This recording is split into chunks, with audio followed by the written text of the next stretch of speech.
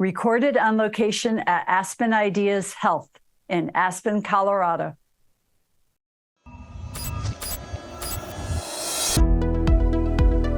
Well, Margaret, here's an interesting factoid. Since 1887, only 18 people have served as the leader of what many consider the #1 biomedical research institution in the world. Our guest is one of them. Are political appointees better at deciding what science should be? I would tell you it's a resounding no. Yeah. You know, and peer review, which they criticize, peer review has taken hostage by this and by wokeism, which is in the language. What does that mean, right? Dr. Elias Zerhouni is the author of the book, Disease Knows No Politics. He served as the NIH director during the George W. Bush administration. We have to fight back. I am not in favor of what they're proposing in totality, but there are some things there that are good. I mean, there's no organization that cannot improve itself. This is Conversations on Healthcare.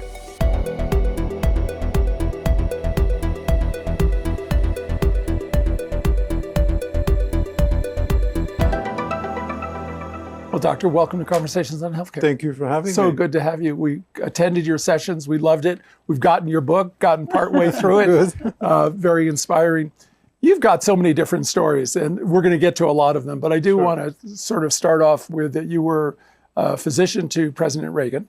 Yes. And, you know, a lot of people in the country believe, and I think it's probably a mix between the Kennedy administration to the Trump administration, that people should have access. There should be a law that requires presidents to disclose their health information. You've been on the inside. And also, I should note, I think in your book, you may have taken care of, I think you did take care of the president of Algeria. Algeria. Yeah.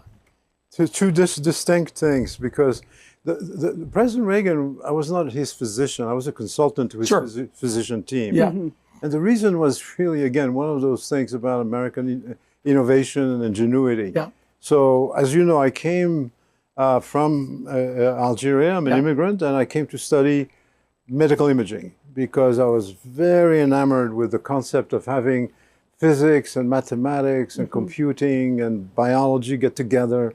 And I was just like excited by it. And I had the potential to do it because I was actually educated in math and physics, and I was good at it. And so when I came to Hopkins, one of the first projects we did was with my mentor, Dr. Sten Siegelman, was, can you differentiate a benign from a malignant tumor in the lung? And in those days, many people had nodules in the lung and they get operated. And it was benign. And they had 3-4% mortality. Right. And my mentor said, you know, we need to find a way to do this. And he had an idea. Why don't we use the CT scanner to measure the amount of calcium in a tumor? And if it's high, that's benign. If it's low, we knew it would be cancer. And you could then separate the two together. And so we did the study, it worked. And then there was a huge problem because other people could not duplicate what we were doing. Yeah. And I studied that and I found out that every manufacturer built their CT scanners and their mathematics, their algorithms to reconstruct in different ways. So there was no standard. I created a standard. That was my first patent, my first contribution to medical science. Well, when I did that, what happened is the big companies said, oh, we don't want to develop this. And I said, why not? And they said, well, you know, our main customers are surgeons who like to operate. And your invention is to prevent them from operating. So fast forward, I demonstrated that it was doable. Things succeeded once the payers said, you know, we need to prove that it's benign or malignant. Well, it turns out President Reagan had a pulmonary nodule after he had his surgery. So I get this call from actually a former resident of mine who had worked with me on the research. And she said, we have a VIP. Would you be willing to consider examining them with your new technology and tell us if it's benign or malignant? I said, yeah, sure, I'll help you. The next thing I know, the Secret Service was in my office and said, give me your ID, give me your credit cards. And that's how I went and examined the president and showed that it was not cancer and he should be left alone. Wow. That's great. Well, that is an incredible story. Yeah. Congratulations. And I understand when you came, it was during a period of war in Algeria. Is that right? During your I youth? grew up during a war. There was a war of basically liberation, Yeah. against France, Right. because it had colonized the country and really taking advantage of the population. And there were 90% poverty. Right. I mean, people were suffering. I grew up, I was lucky, my father was a teacher, and I had 6 brothers. But I grew up in a time of turmoil. Yeah. And it's interesting because that's formative. If Yeah. your first years are so important for the rest of your life.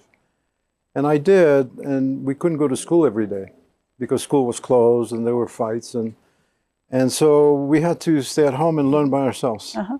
And I always tell my students, I said, the one thing that war did for me is it gave me the skill of learning how to learn. Uh-huh.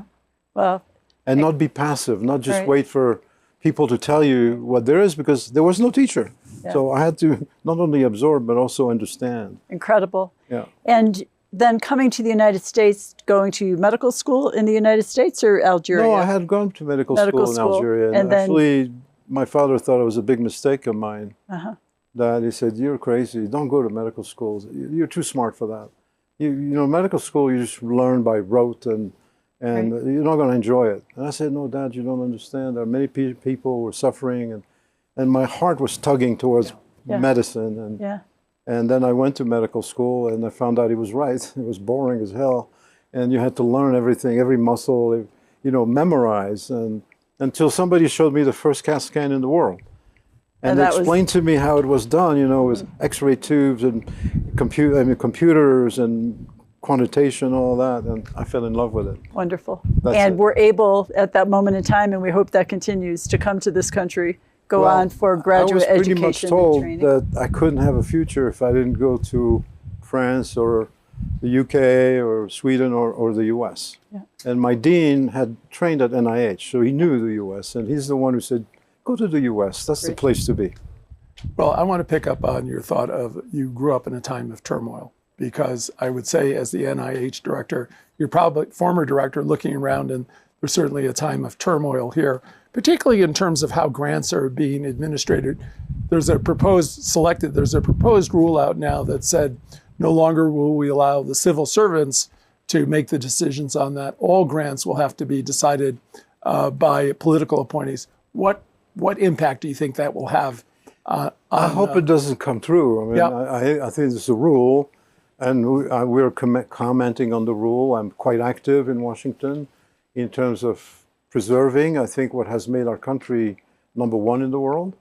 What has made the American dream I live possible for many, many Americans and immigrants who come to this country because they believe in this country, and what it has done for the world. Half of the Nobel laureates in history have Right. come from the U.S., but they were not born in the U.S. Right.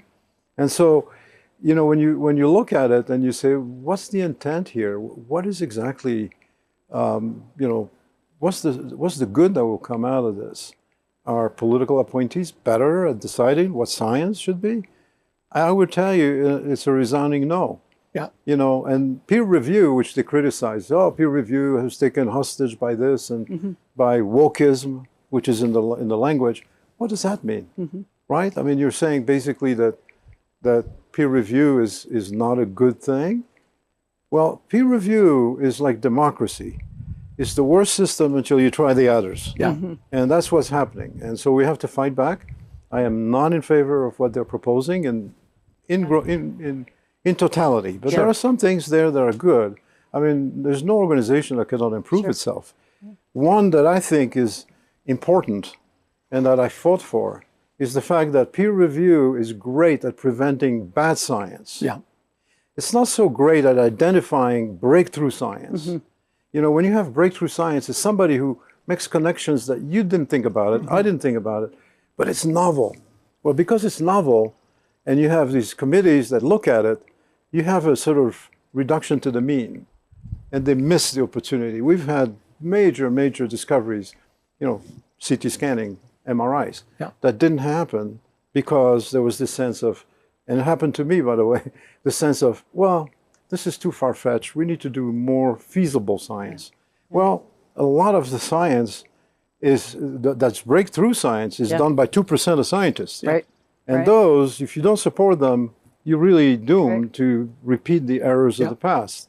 And so we created separate, myself, followed by Francis Collins, we created what I call the Director Pioneer Award, and then the New Innovator Awards, which were different in peer review. They were not peer reviewed the same way as all the other grants. They were peer reviewed by people who had been there, done that, had won Nobel Prizes. And boy, it was reviewed as a program by the National Academy. 10 years later, it was found to be the best program initiated in many, many years at the NIH and continued today. Yeah. That is something that the new rule should really help with. Breakthrough research. How do we not miss the boat on encouraging a young scientist who comes up with a crazy idea? Well, certainly NIH has been in the news quite a bit this year. And I'm going to ask you a broad question, answer it with whatever areas you would like to. But how do you assess some of the changes at NIH? Well, I'll tell you something.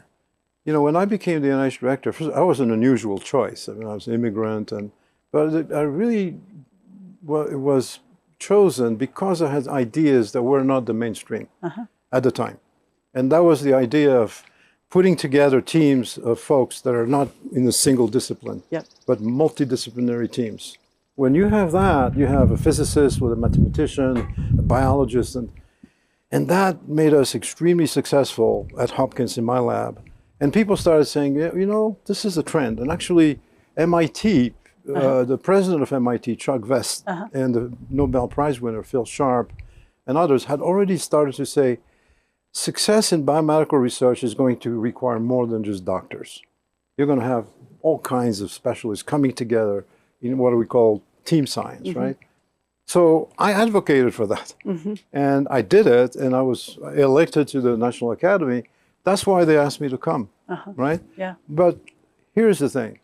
At the time, the commitment from both the Clinton administration, the Bush administration, was to double the NIH budget. Yeah. Wow. And then the president came up with this presidential emergency plan for AIDS relief. Right. I mean, things that were extraordinarily powerful and that carried us up to today. Fast forward, today, the new director has faced a situation where he's told, oh, by the way, good news, we're going to cut your budget in half. Right. And, oh, by the way, good news, you know that thing about AIDS? Forget it. We're not going to do it anymore. So when you compare the two, you realize that at the time, there was a bipartisan support. Today, there's a partisan divide, which is why I say disease should know no politics. Well, you talk so eloquently about how much you loved your country of birth and how much you love your country of adoption and the role that immigrants play. And we were just listening to Dr. Collins at a gene editing session that he was doing, and he had 3 of the best scientists in the world. Guess where they were born? All over the world. All over the world. And but talk a little bit about it. Immigrants get the work done, I think is the phrase. And the value of having people come from all over the world as they have, as you did, has made our country so much stronger. There seems to be some resistance at this point. Right, and it's a resistance that's not for the right reasons. It's more of a wider problem of immigration invasion. Right, and taking jobs away from people and so on and so forth, which has become a political football, right? But what we're talking about is really fundamentally related to the fact that we are only 330, 350 million people, and we have the #1 economy in the world, okay? And when you compare that to China, 1.4 billion people, India, 1.4 billion people, the rest of the world is 7.5 billion people, right? We don't have the manpower to sustain our own economy with the manpower that we can generate ourselves. And God knows our universities are outstanding, right? Especially our research universities, which are, in fact, since 1945, the ones that are charged with training the next generation of bright minds in the US. And guess what? 50% of all the graduate programs today, in every university you know of, in every discipline, are occupied by folks who were not born in the US. So it, to me, is like shooting yourself in the foot by commingling the top of the top 2% of those who will contribute to the new economy, to AI. Look at AI. Yeah. I mean, Google, you know, the Nobel Prize winners, one is American, one is British, is not born even there. So here's the thing. The thing is that the power of immigration is because it's a power of selecting the best and the brightest, bring them here. They go into our wonderful university system and competitive system. Right. You go and you get grants, or you don't, or you go to a company, or you create a company. At the end of the day, it's an enrichment process, right? Right.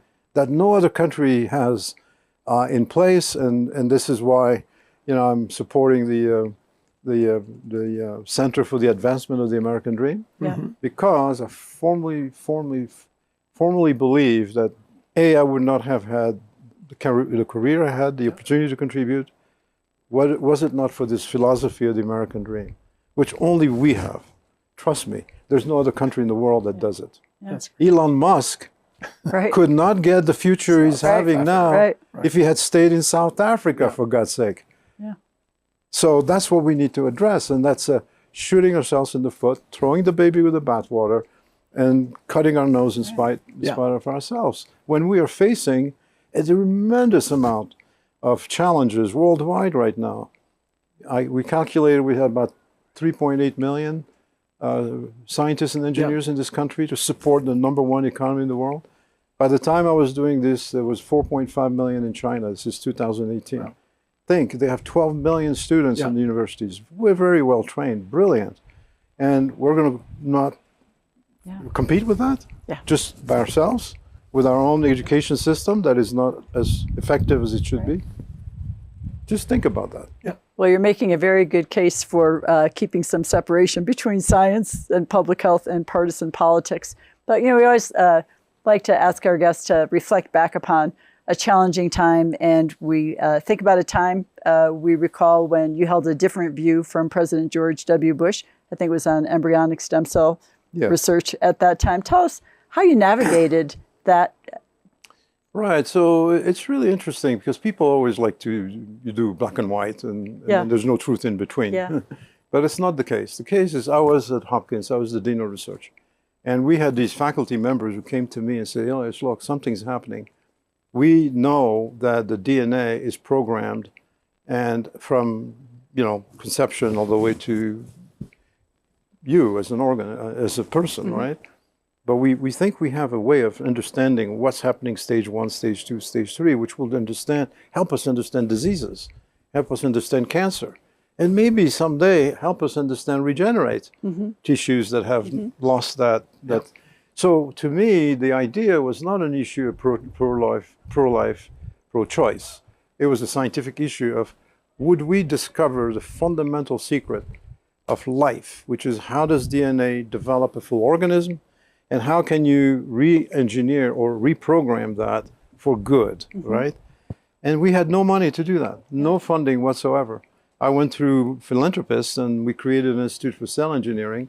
And so when I was asked to consider the NIH job, the president had already made a decision, which was a Solomonic decision, which basically earned him enemies on all sides. It was not enough for some people, too much for others, but he did it. And that was an act of courage, because he said, look, there are 78 lines that have been already destroyed. They're not going to serve any purpose, but I want them to be funded. And he opened the funding. He's the first president to allow funding for stem cell research. People don't know that, but he did, and we started the work. And very quickly, when I was director, I assembled the best scientists, the best development biologists, and so on. And we started funding research that really progressed very quickly. But then it hit a wall, because you couldn't really understand what was happening from the moment it grew. And then we knew also that other countries, like Japan, were working on alternative stem cells. And so I said, we need to really open up. And Congress actually had an act to open up, but then the president vetoed it. But the president never vetoed me. As an NIH director, he said, tell me the straight story, Elias. Yes. I'm the decider. I'll take the political decision. You don't have to, but you tell me the truth. And that's what happened, and that's why I wasn't fired. Yeah. And I was, at the end, respected by all sides because disease knows no politics, and I wanted NIH not to be a political football, which unfortunately it has become right now. Margaret, we've heard so many stories here about President W. Bush. Yeah. And Dr. Fauci was with us, I think, a couple of years ago talking about PEPFAR. I think they were celebrating an anniversary, very important. But you've always found yourself at sort of an interesting intersection. When the pandemic rolled over the countries, you were asked by President Trump's to head up Operation Warp Speed. And you reviewed it, but at the end of the day, you decided not to do it. Walk us through how that opportunity came about. It came because the secretary at the time, Alex Azar, knew me well, and Tony Fauci, Jared Kushner, and they approached me and they said, we need to accelerate this. I said, I agree. It's absolutely a priority. And they said, would you consider it? And I said, look, let's talk about it because I'm not sure I'm the right person. You need somebody who's really done vaccine development, who's really been there, done that, manufactured vaccines. And there was this fellow who admired Moncef Slaoui, who had been the head of vaccine development at GSK. He was a world-renowned person, and very quickly, even though the rumor came out that I was going to be it and be nominated and so on, I realized that would be a disservice, and I would have done it if I felt qualified to be that person. But they chose a terrific team. I think the Operation Warp Speed is one of the legacies of President Trump. Right, absolutely. You got to give credit to mRNA technology, right? I mean, that Moderna. They had been underway. The mRNA technology. Yeah. Yes, but also I think it was more than that, because we knew that mRNA could be used for vaccines. It's just that the opportunity didn't come. Right. But Dr. Weissman and Dr. Carrico got the Nobel Prize later. Right. But we all knew, scientists, and the NIH worked on it. Yeah. So since the first SARS, Tony Fauci's institute was working on understanding exactly how the virus got into human cells. And they understood it. And that's why we could develop a mRNA code in 48 hours from NIH providing Moderna and Pfizer with a sequence, right? So that was done. The problem is scaling.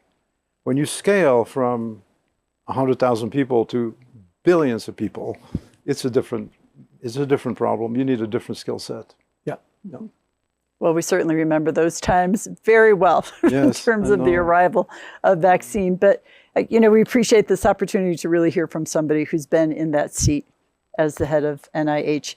And I understand that for at least the past 50 years, the president has appointed, but Senate confirms.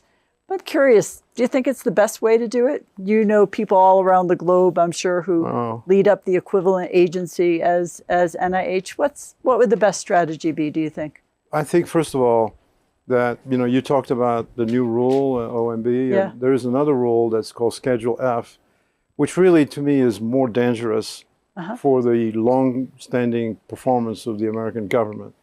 And I'll tell you why. Because the president has the right to appoint 7,000 people, cabinet ministers, ambassadors, you name it.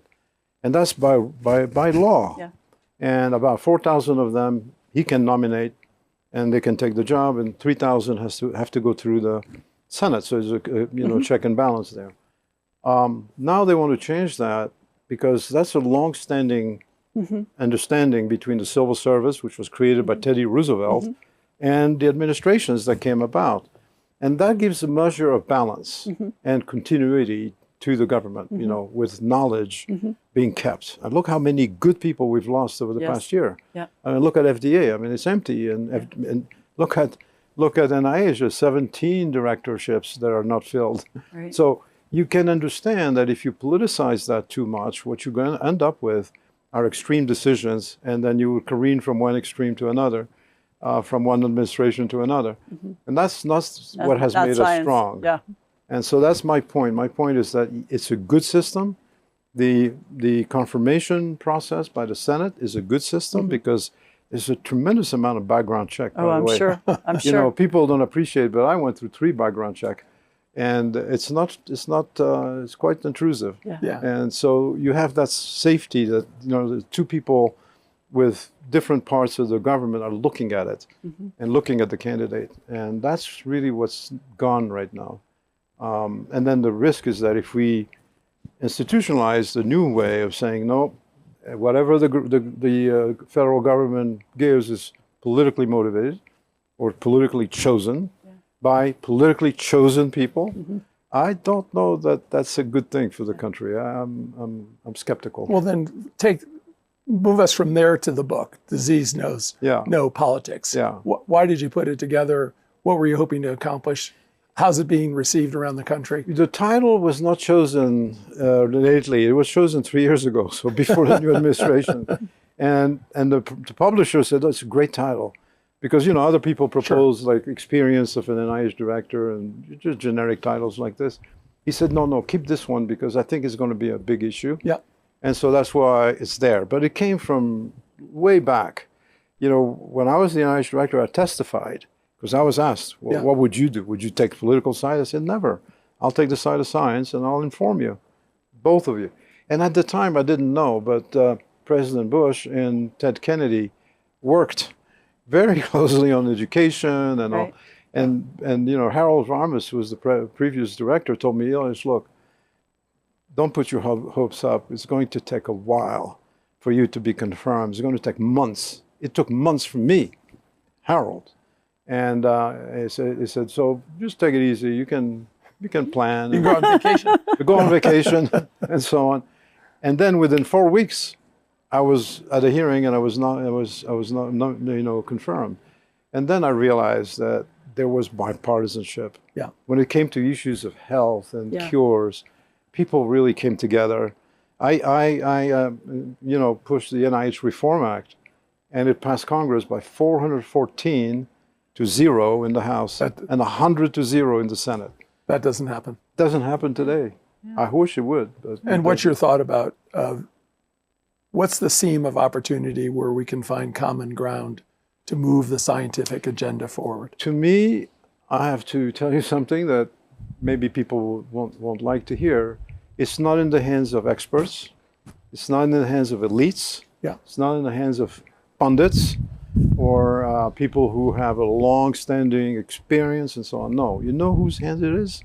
Patients. The patients are so powerful as advocates for getting the thing fixed, making it work for the American people.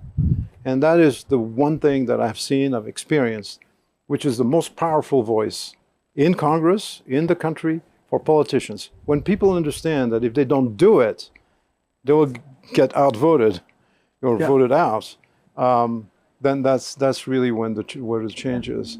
I don't think it's an institutional thing.